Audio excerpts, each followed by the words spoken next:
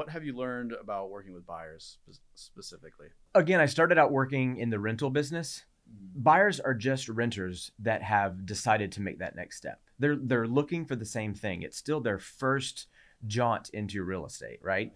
So using terminology that renters understand if they're coming from that really helps out as well. So the idea of what is earnest money? Well, it's like a security deposit.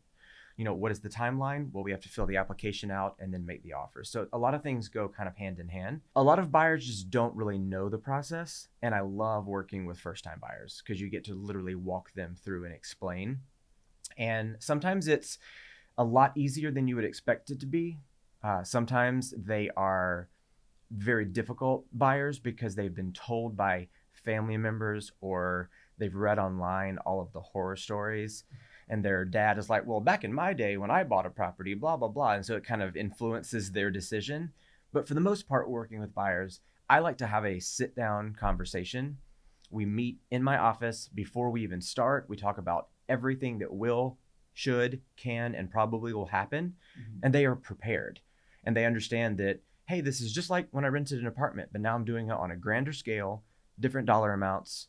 It's still the end goal to find the perfect property. Right. And that's what I like about it. Sometimes when you work with a buyer that's bought 3 or 4 or 5 times, they still like to have that hand holding because it's like, hey, can you remind me what earnest money is? Or, hey, can you remind me when we have to do X, Y, Z? Because it's our job and we do it every day. This is still something that some people only do once, twice, or maybe 3 times in their life is buy property.